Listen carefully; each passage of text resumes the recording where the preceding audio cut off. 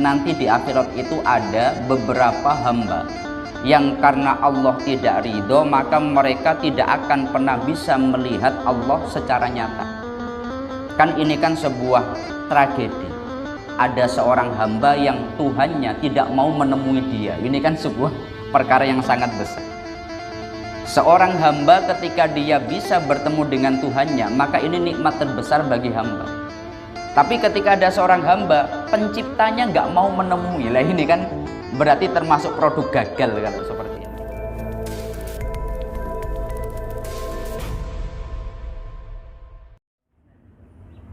Assalamualaikum warahmatullahi wabarakatuh. Alhamdulillah wa syukrulillah wa bini'matillah, la hawla wa la quwwata illa billah. Alhamdulillahilladzi an'ama alaina bini'matil iman wal islam. Rabbi shrah li sadri wa yassir li amri wahlul 'uqdatam min lisani yafqahu qawli. Kepada yang kami muliakan segenap jamaah Masjid Agung Batam yang dirahmati Allah Subhanahu wa taala. Seperti biasa, setelah melaksanakan sholat zuhur, sejenak marilah kita mengikuti kajian tafsir Asy-Syafi'i. Selama kurang lebih 10 menit ke depan, marilah kita bersama-sama niat thalabul ilmi dan juga niat iktikaf di masjid kita ini, agar duduk kita bersama oleh Allah dicatat sebagai ibadah. Adapun pembahasan kita dalam kesempatan kali ini dalam surat Al-Mutaffifin ayat yang ke-15, Allah berfirman, Bismillahirrahmanirrahim. Kalla innahum ar-rabbihim yawma idil lamahjubun. Yang artinya, sekali-kali tidak, karena mereka pada hari itu benar-benar terhalang dari melihat Tuhan mereka. Di dalam kitab Manaqib Asy-Syafi'i diriwayatkan bahwa Imam Rabi itu murid Imam Asy-Syafi'i. Beliau melihat Imam Asy-Syafi'i mendapatkan satu surat dari salah satu daerah yang mempertanyakan ayat ini maknanya bagaimana. Wahai Imam Asy-Syafi'i, kalla innahum ar-rabbihim yauma idil lamahjubun. Ini makna ayat ini bagaimana? Maka Imam Asy-Syafi'i beliau menulis surat balasan. Di dalamnya disebutkan ketika Allah menghalangi pandangan suatu kaum darinya karena kemurkaannya, maka hal itu menunjukkan bahwa ada kaum lain yang dapat melihatnya karena keridhoannya. Lalu Imam Ar-Rabi itu beliau bertanya, apakah engkau meyakini itu wahai Imam Asy-Syafi'i, di akhirat orang itu akan bisa melihat Allah? Maka Imam Asy-Syafi'i beliau menjawab, demi Allah, seandainya Muhammad bin Idris yakni Imam Asy-Syafi'i tidak meyakini bahwa dia akan melihat Rabb-nya pada hari pembalasan, pastilah dia tidak akan menyembahnya di dunia. Kalau di akhirat tidak bisa melihat Allah, ngapain ibadah di dunia? Kalau bahasa kita seperti itu. Maka ini menjadi ayat yang kita bahas, bahwa kalau di dalam keterangan kitab Is'adur Rafiq, penjelasan dari kitab Sulam Taufik, dalam kitab Sulam Taufik itu disebutkan salah satu keyakinan kita sebagai golongan Ahlus Sunnah wal Jamaah adalah ar-ru'yatu lillahi subhanahu wa ta'ala fil jannah.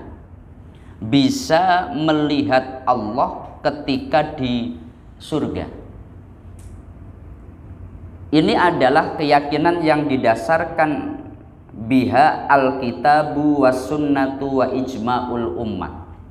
Didasarkan pada Al-Quran, didasarkan pada hadis, bahkan kesepakatan daripada seluruh para ulama menyatakan di akhirat orang itu yang mendapatkan ridho Allah akan bisa melihat Allah Subhanahu wa ta'ala. Tetapi kalau orang itu dia mendapatkan kemurkaan Allah, dia tidak diridhoi Allah Subhanahu wa taala, maka masuk pada ayat yang kita bahas, bahwa di akhirat orang ini yauma idzil lamahjubun, dia akan terhalangi untuk bisa melihat Allah Subhanahu wa taala.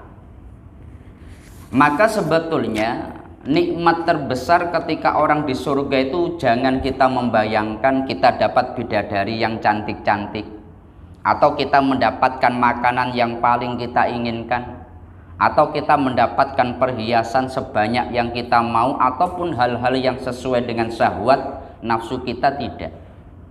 Tapi sebetulnya nikmat terbesar seseorang ketika dia berada di surga itu adalah ketika seorang hamba dia bisa melihat Tuhannya secara nyata. Ini disinggung di dalam ayat yang lain. Allah berfirman, wujuhu yauma idzin nadhirah ila rabbiha nadhirah. Nanti di akhirat itu wajah orang yang berada di surga betul-betul mereka cerah, bercahaya, betul-betul berseri-seri karena bisa melihat Tuhannya secara nyata. Makanya Imam Asy-Syafi'i itu beliau menyampaikan begitu, bahwa Imam Asy-Syafi'i, laulam ukinu anni arahu fil akhirah ma'abattuhu fid dunya. Kalau saya nggak yakin bisa melihat Allah di akhirat, ngapain saya ibadah di dunia? Itu pandangan Imam Asy-Syafi'i. Maka ini menjadi keyakinan atau menjadi akidah bagi kita sebagai golongan ahli sunnah wal jamaah. Tetapi ketika di dunia bagaimana pandangan terkait orang bisa melihat Allah saat di dunia? Maka ulama menegaskan ketika di dunia orang itu tidak akan pernah bisa melihat Allah Subhanahu wa taala. Kalau ada orang dia mengaku-ngaku bisa bertemu dengan Allah, ini sudah dipastikan ini orangnya dusta. Kecuali satu orang, itu pun satu kali, yakni Rasulullah Shallallahu Alaihi Wasallam saat Isra Mi'raj. Nabi Muhammad saat Isra Mi'raj itu beliau menyatakan bahwa melihat Allah secara nyata. Meskipun dalam hadis terkait itu ada bantahan dari istri Nabi yakni Aisyah, tapi banyak riwayat yang mengatakan bahwa warrajih, pendapat yang kuat, Rasulullah saat Isra Mi'raj beliau melihat Allah secara nyata. Karena ada namanya mahjub atau hijab, dinding penghalang. Selama kita berada di dunia itu kita nggak akan pernah bisa melihat Allah secara nyata, kecuali kalau dinding atau hijabnya itu dihilangkan. Makanya selain Rasulullah, selain pada saat Isra Mi'raj ini tidak akan bisa, kecuali kalau dia nanti di akhirat.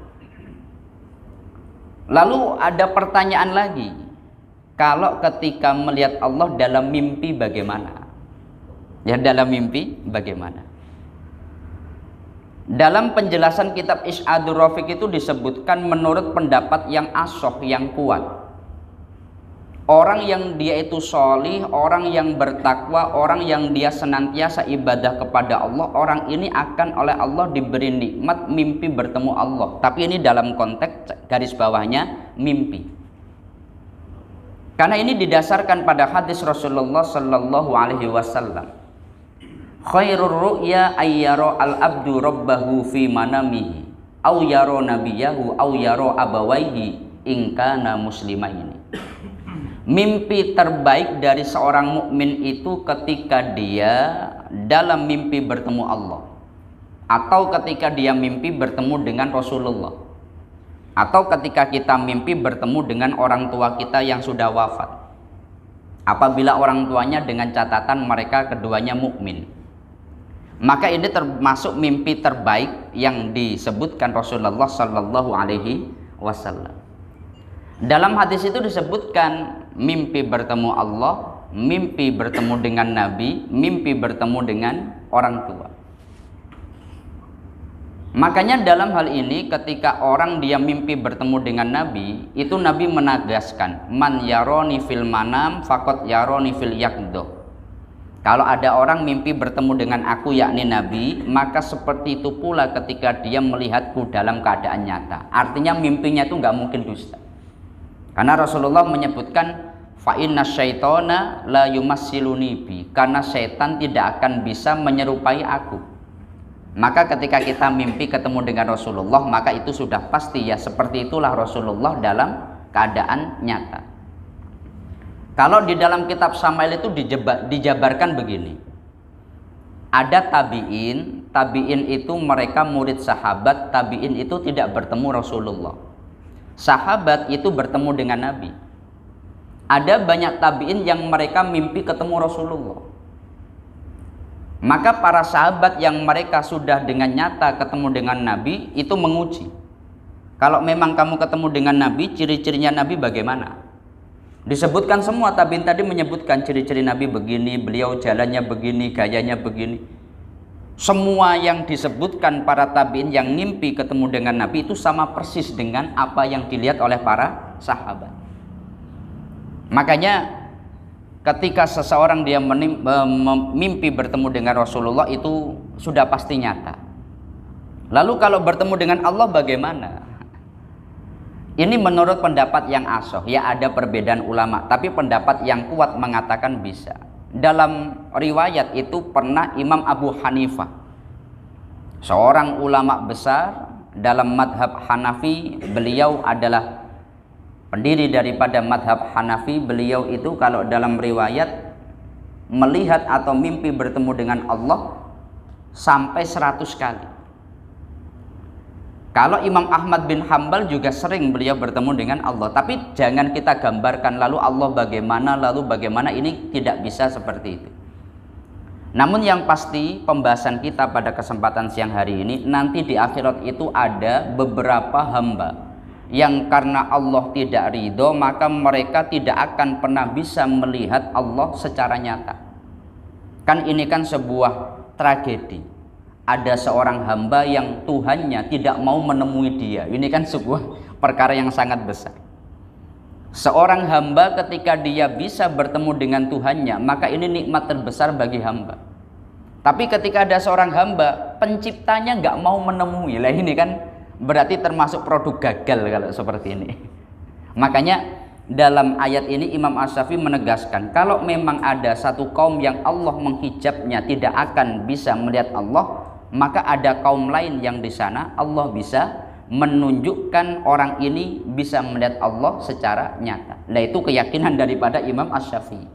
Bahkan Imam Asy-Syafi'i beliau mengatakan gitu, laulam uqinu anni arahu fil akhirah ma'abatu fid dunya. Kalau aku di akhirat tidak yakin bisa bertemu dengan Allah, ngapain di dunia aku ibadah kepadanya. Nah semoga kita semuanya nanti di akhirat ini mendapatkan nikmat terbesar ini.